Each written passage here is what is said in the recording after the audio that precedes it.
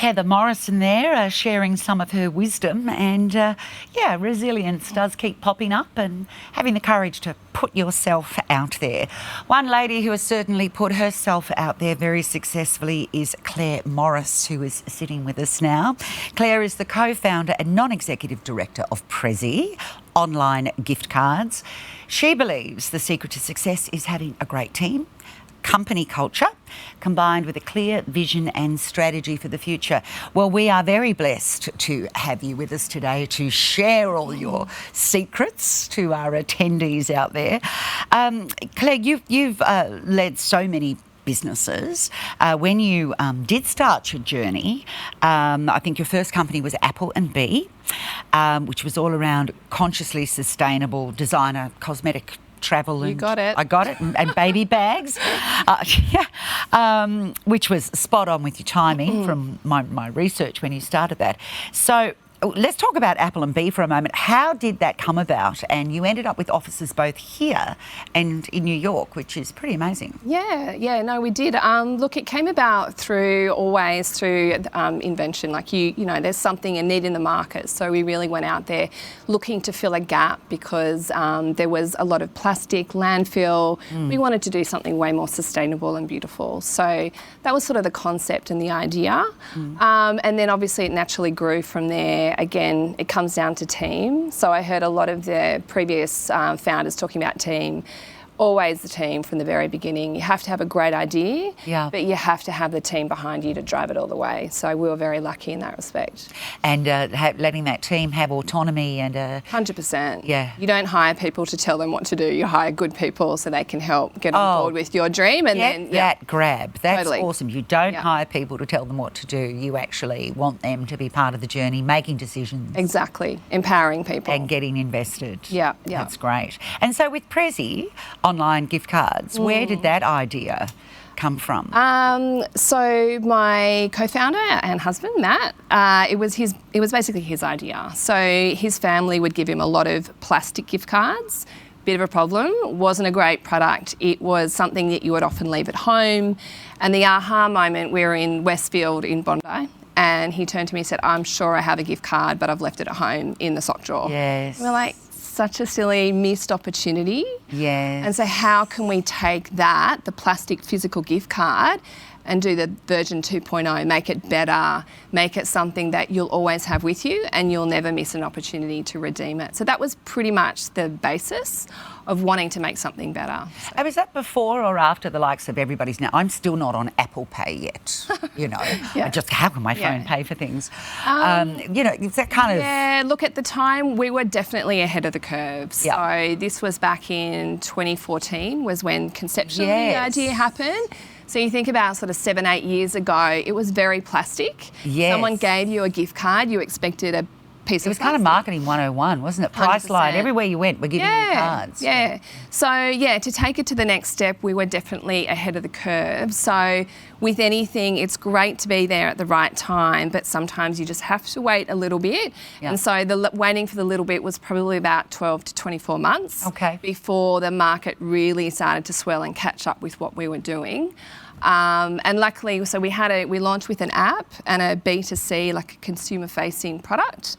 So that was if I wanted to send you a gift card, you could potentially download the app or just use it online. And that was a one-to-one situation. And then in the meantime, while we were waiting for the industry and the market and consumers to catch up with us, we launched a B2B product. And that was a bit of a saving grace because people and businesses looking to send gift cards in bulk, they really had a problem. So us giving them a digital version, suddenly to send a gift to an employee or someone to say thank you, we really hit the mark at that point. So we're very lucky we had B2C and B2B playing in tandem, which really allowed us to grow very quickly. And of the partnership, who's the tech? I know you've got a strong background in design. Neither Matt or I were technically minded in that respect. So we weren't coders. So we worked with a digital agency here in Sydney, Colin. They developed a very sort of, I guess, MVP, but version 1.0. And then basically after that, we brought it all in-house. So our developers started with us from day one. And then, we built it from there. And we had a brilliant team. So brilliant. Like, yeah, really owe a lot of our success to the early days with those amazing developers. Yeah, nice memories. Yeah, really nice memories. Yeah. Great. Yeah. Now, sustainability obviously is a common theme going through your businesses. Obviously, with Apple and B, that was all about, sustainable products, and now we're talking about Prezzee likewise. So, for budding entrepreneurs out there, is sustainability, social consciousness, is it a core part of your messaging, and where do you see how essential it is for sustainability and conscious supply chains to be part of any product moving forward? Yeah, look, I think I don't think anyone should go out and build a business based on that ethos alone. I think you need to have a great idea. If you can align it to your values that you have, so if it's sustainability or, supporting women in tech or whatever it is, there could be anything that means a lot to you. If you follow the passion but also have a great idea, you need both. I don't think you can have one without the other. For me, I was lucky because it's close to my heart. So to be able to do a business twice that had those things in mind and those values in mind was incredibly fortunate. But it just goes to show, if you're doing something that you absolutely love and are passionate about, that's your success. You keep doing that every day. Yeah. It doesn't feel like hard work. I mean, actually it does, but it can also be really enjoyable. Yeah. Yeah. Yeah. So you've got to do both. Just comes from the heart. So you spoke of a great team, very, very important. You've said collaboration is key to success. So would an example of this be mapping those elements in the supply chain to see if someone can do it easier, someone can do it cheaper? Is that also where you see collaboration in terms of those pipelines and economical benefits? Look, I think being a good human, full stop, you're going to make meaningful connections. So it could be having a conversation with one of the founders outside, Joe, for instance, and there's a connection there, and it's like, you never know when those things are going to come into fruition. Yeah. So I really strongly believe, and you've probably heard this, don't take it personal, it's only business.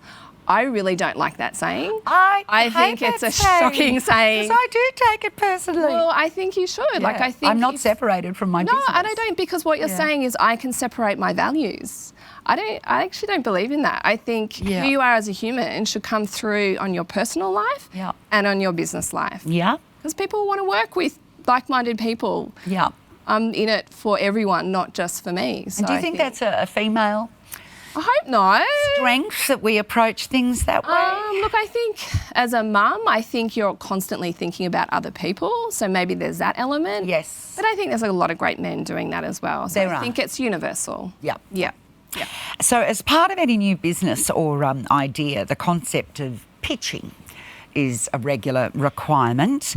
What's your view on the perfect pitch? And, do you have any examples that it went well or it didn't? Because, to a degree, our buyers now perhaps less focused on perfectionism and as Soren was saying before, you can't have have the absolute perfect low risk business plan and maintain momentum.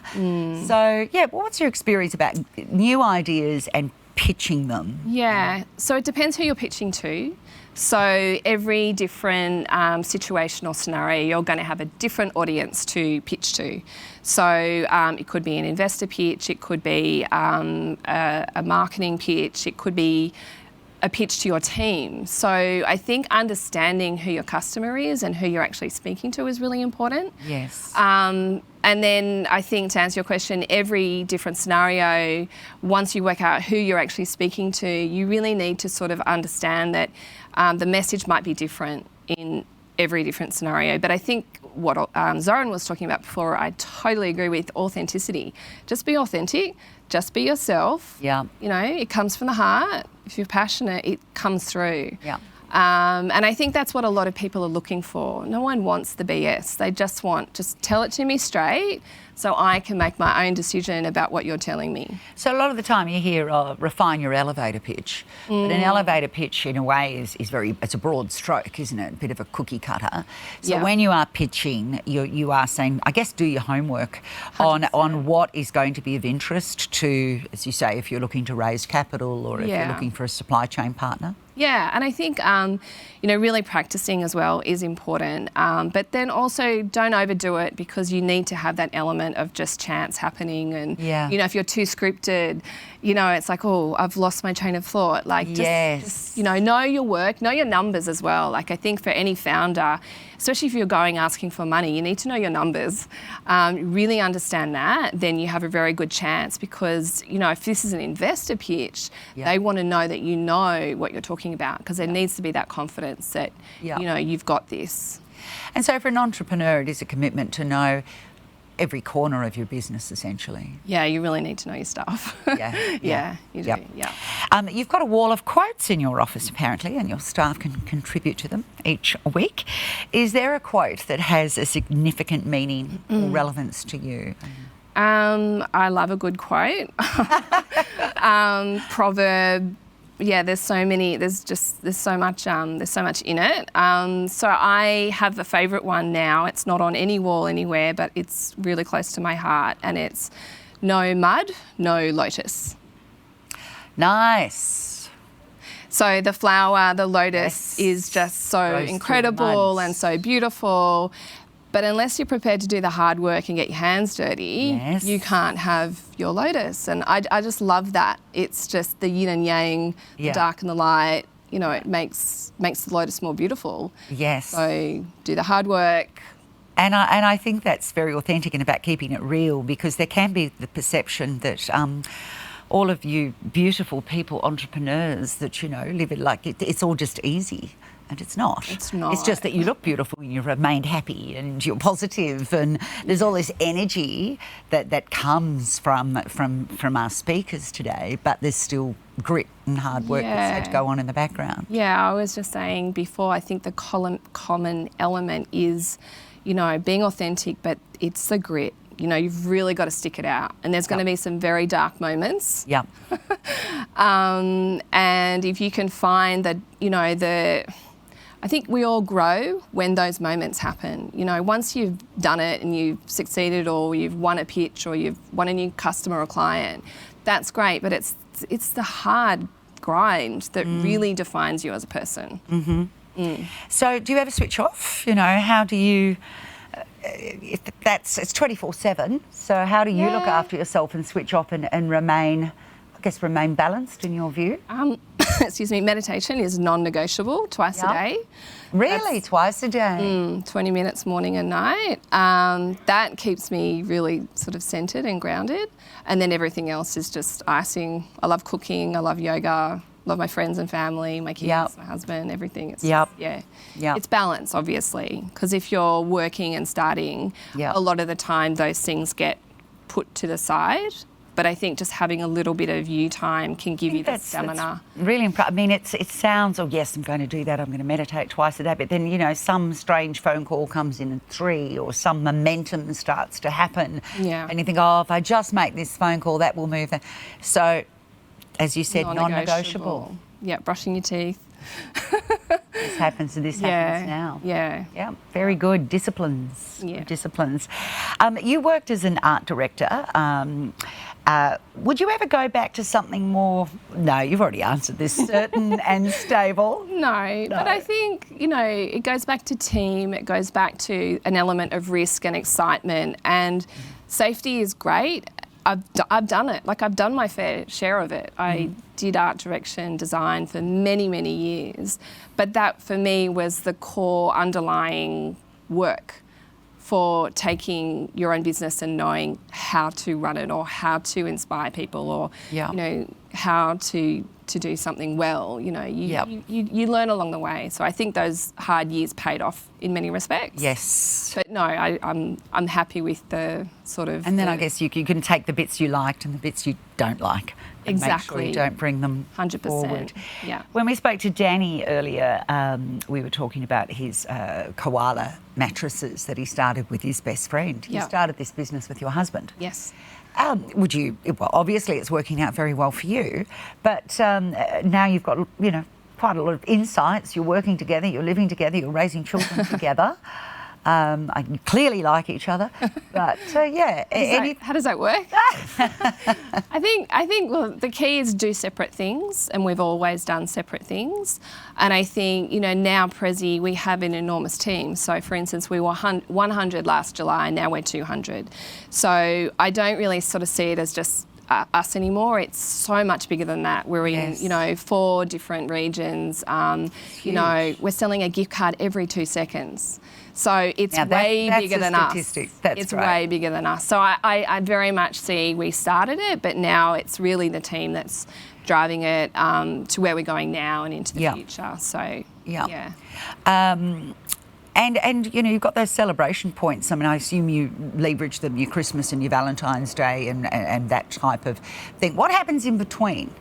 Well, that's the thing. So our mission is to create meaningful moments in a very humanised way. So I think every opportunity to say, hi Kathy, how you going today? Whether it's a gift card or a greeting card or it's just me connecting with you. Yeah. And I think that is the key, and that is our mission, to make more meaningful connections with humans in a beautiful, personalised way. Yeah. That's what we can do. It's not just sending a gift card. I'm actually thinking about you. Yeah. Or someone's thinking about someone else. So that's really our goal, is to really revolutionise the gifting market, but on a meaningful, humanised way. So, that's... Lovely. We should be kind to each other every day. Absolutely. People should be sending me gift card massages the whole time. Couple of questions. Emily is asking, did you need many investors to build your dream? And how was it to secure the funding you needed to grow to the size that you are now? We've been very fortunate. Back to connectedness and your supply chain, a very good friend of mine introduced me to our key investor, Precision Group, very early on. So Matt and I really only sat in front of maybe 3 or 4 other investors. We didn't actively go seeking. We're very lucky that connection was made, that universal connection was made for us. So we were very fortunate. And they've, Precision have been very engaged and very, look, I think the unison that we've had since day one has really shown. Sean now is our executive chairman, sits on the board, so not just from a board position but in the business as well. So just shows you how vested they are in what we've done and where we're going. So it's a very much team effort.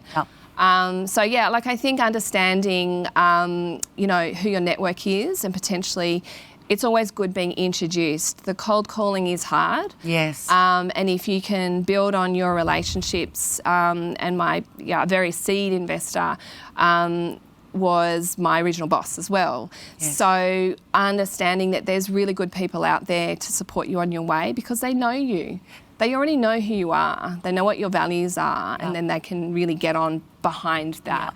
And mostly people want you to succeed. 100%, yeah. So a piece of advice that came out there was, if you get the opportunity for someone to refer you, grab that. Absolutely, don't. Grab it and run with it. Exactly. And prepare your pitch. Yeah, know your numbers. Know your numbers, know who you're talking to. Exactly. And the future?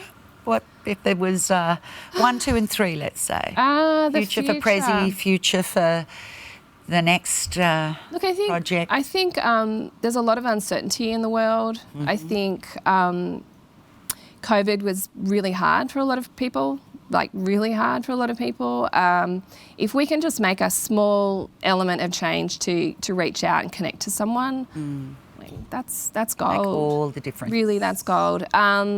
I think for us globally, we're growing into more regions, so that's really exciting. You'll be back on planes anytime soon? Yeah, I guess so, yeah. We have a global CEO now, Jamie, who's come across from MasterCard. So he's amazing. So wonderful time to bring on a new CEO and help us grow on an international level as well. So very fortunate there. That's 2 things. And when you travel overseas, the children coming with you? We've done that. I think we've been there and done that. I'm not sure. Maybe it's time to have a quick trip and come back. Yeah, and they would see mum and dad working. What do they think about? They're used to it. Yeah. Yeah, it's just, they're used to it. Yeah. Yeah, it's all Fantastic. good. Yeah. Well, all the very best to you Thank and you. Matt. Thank you. And your family. Thank you so and much. all your team at Prezzee. Thank you. Very innovative and you're very generous of you to come and share with us. Thank you so much. Oh, you're welcome. Thanks for having me.